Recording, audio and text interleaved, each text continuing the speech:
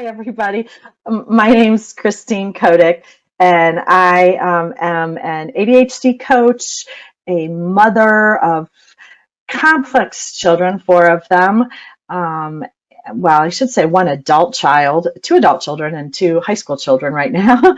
I am a woman with ADHD.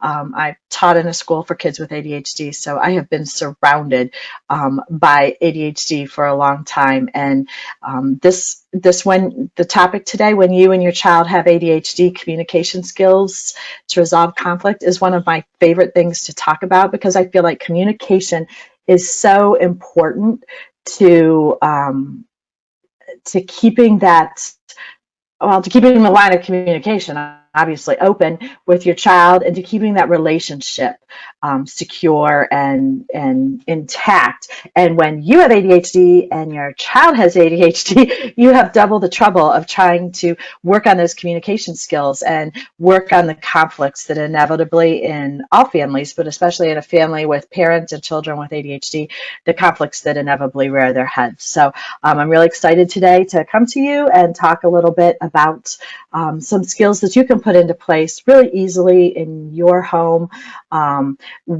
with your ADHD children and yourself. So one of the important things as we talk about, before we even get into talking about communication, is keeping in mind for all of us that your child is your child, and the symptoms that you're seeing, those ADHD traits, those ADHD behaviors, that's not your child willfully being them, causing problems, pushing your buttons, doing those kind of things. They're not irresponsible. It's that, oh no, they are struggling with forgetfulness or a lack of follow through or a lack of being able to start. So as parents, we have to help them bridge that gap between what they know how to do and what we are expecting of them and what everybody around them is expecting them from them. And so that's where I just feel like it's so important sometimes to separate those things that are the ADHD traits, the behaviors, the symptoms that your child has from who your child is.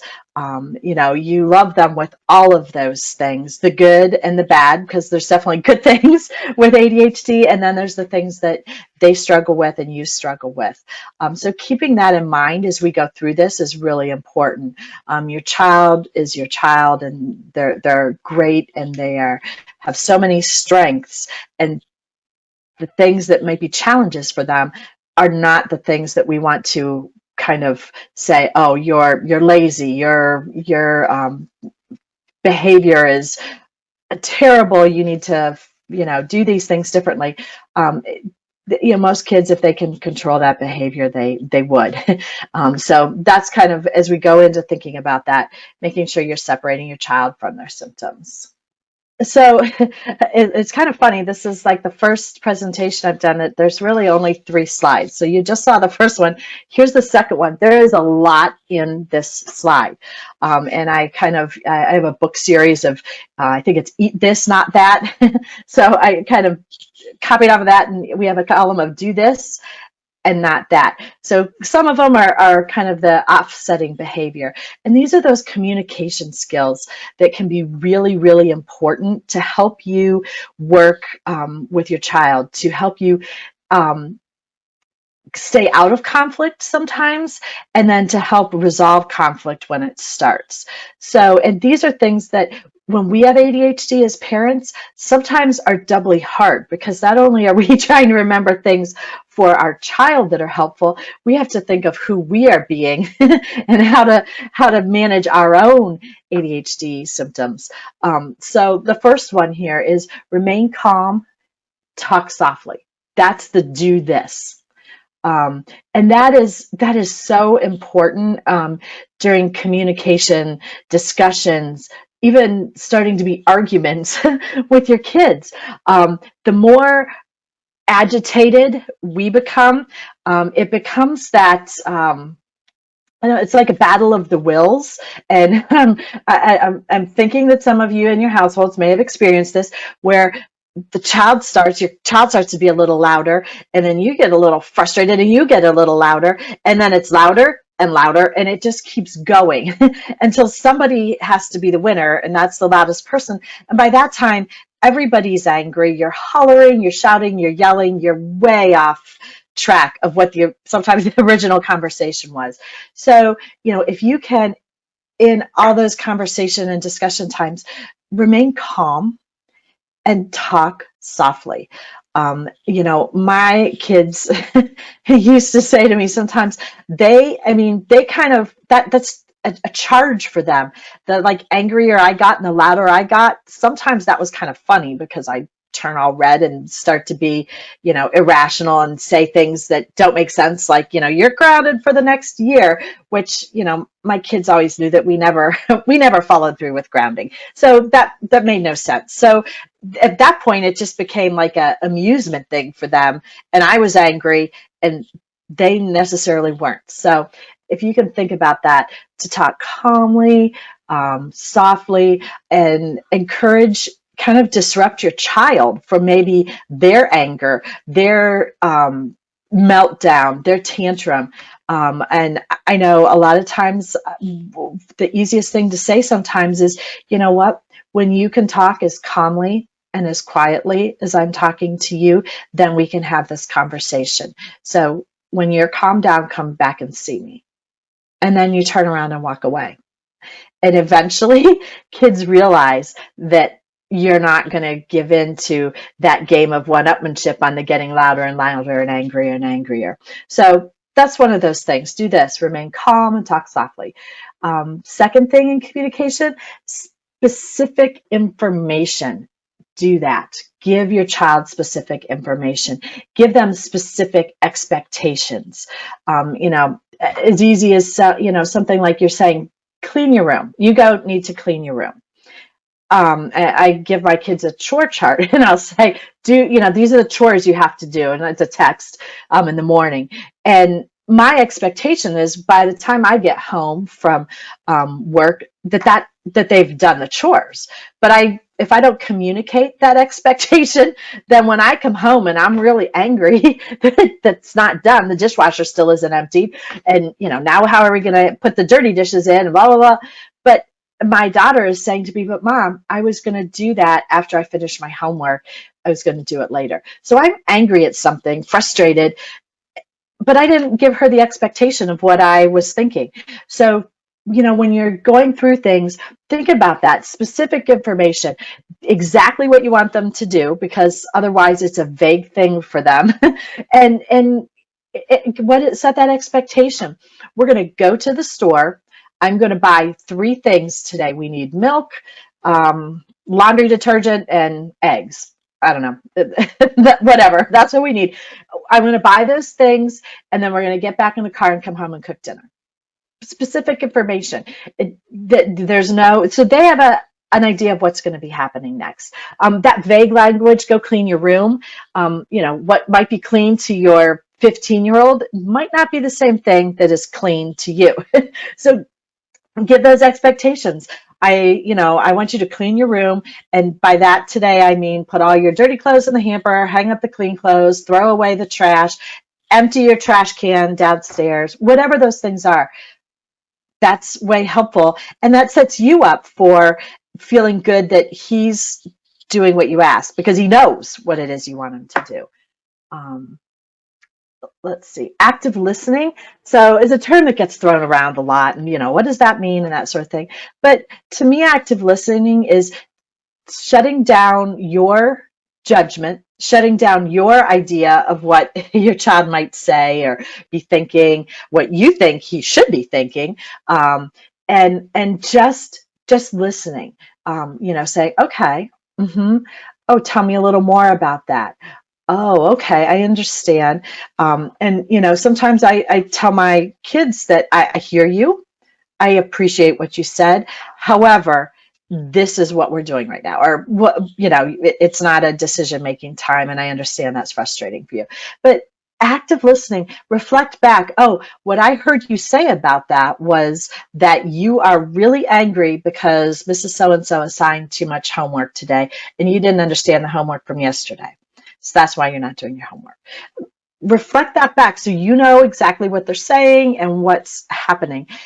That minimizes that conflict. And sometimes kids, when they hear you reflect that back, they'll be like, oh, that's pretty stupid, isn't it? And, okay, yeah, it is. But that active listening, just being able to take that in, understand what's going on, and then have the conversation. So making sure that that's a part of it. Not just hearing what you want to hear either from what your child might say. Another do this is proactive strategies. And the not that that I came up with for that was reactive emotions. So sometimes, I'm thinking of maybe you're in the store and your child wants, I don't know what they want to buy. My example of this is always my son wanted Bakugans. I don't know, there were these little ball-like things, and he wanted Bakugans. And so, every time we go to the store, it was a huge to-do about the Bakugans and blah, blah, blah, blah, blah. But instead of getting angry when he did that at the store, I said, hey, we're going to Target today. I know you always want Bakugans. We're not going to buy any today because Dad got you some, over the weekend. What would help you not be so frustrated to not get those? And, it was a way to have that conversation. I knew he'd throw a fit and want them. So he said, well, maybe if I take some of my Bakugans with me, stick them in my pockets, then I can have those and not really think about getting more. And if we stay away from the toy section, that would help. Perfect. Right? So we did that. That worked. He didn't throw the fit. He didn't complain. He didn't argue. And we didn't have to have that stressful conflict conversation in the middle of Target that we had many times. So it's being proactive like that. What kind of a strategy can you put in place when you know those things are going to happen? One of the things, another proactive strategy that that I love is when you get really your child is getting really frustrated, or something is a trigger for them and they're starting to get angry and they're using that voice and they're mad, being able to have some visual cue to let them know. And I realized I turned off my camera to make sure my web connection was good, so you can't see what I'm doing. But we having a signal where maybe you put your finger by the side of your nose, or you touch your chin, or something like that, that lets them know, ooh, this is one of those times where I'm behaving in a way that I am going to get in trouble. I don't want to do that. I'm being impulsive because it's something I want to do. That signal lets them have that time to think about it. So while they don't have the ability to stop that impulse and stop that, if we give them a signal that lets them step back a minute and do that, that's being proactive, versus at the end you're angry and getting upset because they've done something that they weren't supposed to, or said something that is triggering for everybody. So having those kind of strategies. Sometimes when you're having a conversation with your child, fidgets are a real thing. If you're an adult with ADHD, you get something and you like to fidget, nobody will ever give me a paper clip unless I have a paper to directly put it on, because I'll unwind it. I fidget with it while I talk. In meetings, I fidget with it. I spin them around. I undo them. No one my family will hand me paper at like a concert, because I fidget with it. I roll it all up, and by the time the concert's over, the program is like all rolled up into a little tight tube. So it's thinking, how can we do that a little to be better about that, and have that ability to have them, something that is an outlet for them while they're maybe having a hard conversation with you when you guys are already angry. So having those fidgets. Sometimes a proactive strategy is to say, hey, when we get really emotional like this, I know we're working on it, but when we're both angry, what if we used a personal timeout? You used to go to timeout when you were little, but what if you said, Mom, I'm taking a PTO, which is personal timeout, and you go walk away somewhere. You go calm yourself down. I said, but you know what? As Mom, I might have to take a PTO where I say, hey, enough. I am really mad right now. I am really mad. I'm gonna take a PTO. I will be back in 10 minutes. and you go and calm yourself down. So you can have that conversation. Hopefully your child is also calming down. You can have that conversation without so much emotions attached to it from both sides. Hopefully you can calm down. You have a few minutes to think. So using a strategy like that, when you start to notice that those things are, things are spiraling out of control. Accentuating the positive, do that. Don't focus on the negative. Catch your child doing those good things, even if it's something they're supposed to do, because research shows, the rumors tell, however you want to look at it, that and I've heard the age 12. I don't know where the age cutoff is, but kids with ADHD have heard 20,000 negative comments by that time. So when you think about that, you go through life hearing 20,000 negative comments. I guarantee you there is not a corresponding positive comment for those things. They're hearing, sit down, do this, you didn't do that, you didn't do this right, you're talking too much, quit shouting out, quit blurting, all those different things, stop fidgeting, get your work done, get started, all those things. They don't need to hear that from parents. So, wow, I noticed that you got your stuff out to get started on your homework right away. That's great. What stopped you from actually doing it? Notice the positive things that are there, and then, inquire, help them figure out how to work on the negative things. So don't tell them to stop doing something. Tell them what you want them to do. So, if your child is really, I don't know, they're sitting at the dinner table and kicking their feet, instead of saying, stop kicking your feet, say, you know what, it would be really helpful if you could sit still in your seat right now. That's more positive than saying, stop doing that. Tell them what you want them to do. What should that behavior look like? What should that reaction look like? So think about it that way. Trying to watch time here, which is why I didn't do very many slides. Face to face. You want to be face to face when you have these conversations with your child, when you want them to be listening and hearing you.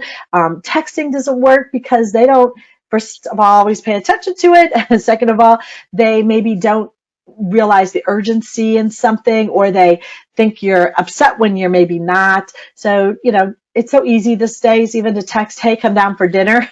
But, have that face-to-face conversation. And the other thing is, I put yell in here. When you want to talk and communicate with your kids, you have to be there with them, in front of them.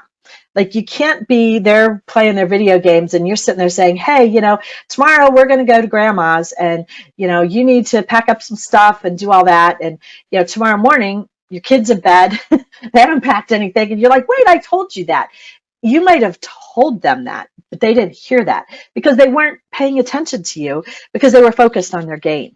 So, that's where, as a parent, how can you help them pay attention better? And that's making sure you have that attention from them. And it's the same with spouses. You can't do that with spouses either a lot of times, because they're not paying attention to you. They're focused on something else. And so you have to divert that attention towards you. So, a tap on the shoulder. I need you to give me eye contact here. I want you to do this because we're going to grandma's tomorrow. So when you're done with your game, do those things. They heard you. Could you repeat back to me, son, what I just said about going to grandma's? Yeah, mom. Nope, I don't know what you said. No, okay, I'm going to tell you again. I want you to listen. So, being that face to face, having those conversations is really big. Short, simple directions are great. Do that. If you have toddlers, you can't tell them 5 different things. It's the same with folks with ADHD. You can't give them usually a huge long list of things that you want them to do. Dole them out one at a time. Let them be successful at that, and notice that, instead of saying, take out the trash, pick up your socks, and go upstairs and brush your teeth before bed. Just say, hey, take out the trash and then come see me. Awesome, thank you. Could you pick up all these socks? Thank you. All right, I need you to go upstairs, take the socks up, and brush your teeth. Spreading it out like that, one at a time, they feel good. Oh, okay, I did all the things mom asked me to, versus, oh man, she's mad at me again because I don't even remember what that third thing was. What was I supposed to do? Or, the thing that always killed me is you send someone upstairs, they're like, oh, I got to go get markers to do my project. And, 20 minutes later, where's my child? Well, they got the markers, but they also saw that they had, you know, a book that they've been wanting to look at and finish reading on their bed. So they're sitting reading that or looking at comics, and they forgot that they even were doing the markers. So those short, simple directions are really helpful. And the other thing, and parents don't always think to do this, it's not always in our nature, but offer your child choices. So instead of asking, I don't know, asking them what they want for dinner, maybe they get to pick dinner. Say, ask them, okay, for dinner tonight we could have this or this or this. Give them three things, because then they can pick from that versus trying to do the big decision. Offer them choices. You know what? We're these house rules that we just came up with, we need to have a consequence if they're not followed. Here are three ideas that we could pick from. And you give them the choices so they have some input and some say so in what is happening in your house. That's really important. Nobody likes for that mandate that comes down from above, and this is how we're going to do things. So when they have a choice, and then the cool thing is, because as the parent, you're picking the choices, you're directing the direction of where things are going to go, but they get to pick. They get to pick the least things. Okay, I know you don't want to do your homework right now, but here's the choices you have. You can not do the homework and pick up, go and do the laundry. You can, and then you're going to get a zero for school with that. You can, whatever those three choices are. That wasn't a good example. I can't think off the top of my head of a good one, but give them choices and things, that there are true choices. You can't make crazy things up like I was just trying to do. But what are your choices? All right, you don't want to do your homework right now. I see that. You are really fidgety. So here's what you can do. You can do you can go outside and play till dinner, and then after dinner, start your homework.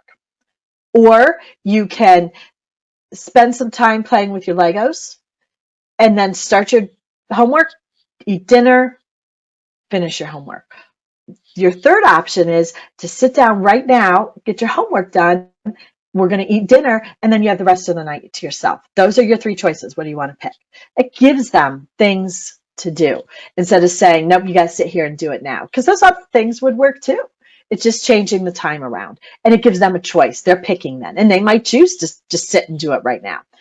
Be consistent. So when you're offering choices, when you're giving corrections, rewards, punishment, don't keep changing your mind. You are the parent, and it's your right to parent kind of the way you see fit. So when I pick this, I'm in Ohio where it's stay at home.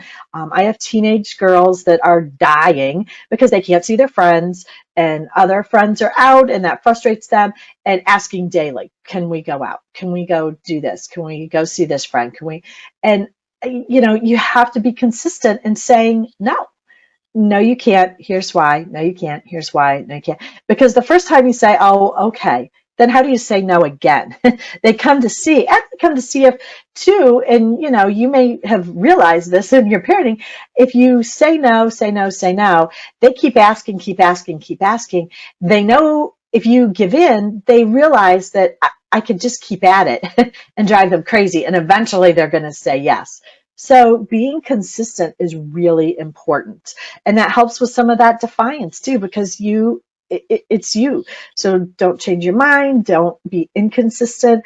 If you're doing same thing, if you're doing like a chore chart and they're getting prizes for things, make sure they're always getting that prize. Be consistent that way too. And the last thing is, and I think this is so powerful for families, accept responsibility and apologize if it's appropriate. Sometimes as parents, um, we want to be right, and we want to think that we, not let our kids think we could do something wrong or be wrong about how we acted. But that's not really helping anything. So it's really powerful when you can accept responsibility. I am really sorry that I got so angry there and I didn't remain calm to help you remain calm. I'm sorry about that. I shouldn't have yelled. I shouldn't have, slammed the cupboard door shut so loud because I was angry. I shouldn't have done that. I'm really sorry. That lets kids realize that, yeah, people goof up, people do things wrong, and how nice it is to have that really heartfelt apology and that you're accepting your part in the role. And that helps kids be able to do that too when they're like, oh no, the teacher, blah blah blah, when sometimes it's, well, yeah, actually, but I was constantly standing up at her desk, right? So that lets them see that they can take responsibility for that, and it's okay. But don't the thing not to do is put the blame on your child. You don't want to do that and put all the blame there for them to take on, because most of the time in a conversation and in conflict, it's a two-way street. And saying that, well, if you had just done this, this wouldn't have happened. Well, that's not helpful. So trying to keep that out of your conversations. um, Okay, I feel like this would have been a good place. If I was doing this live, we'd say, okay, questions. But we do have one other slide about kind of resolving conflict. So switching over from the do this, not that idea to what can you do when there's conflict. So, and some of this, my talk right of this part is based on the work of Dr. Ross Green.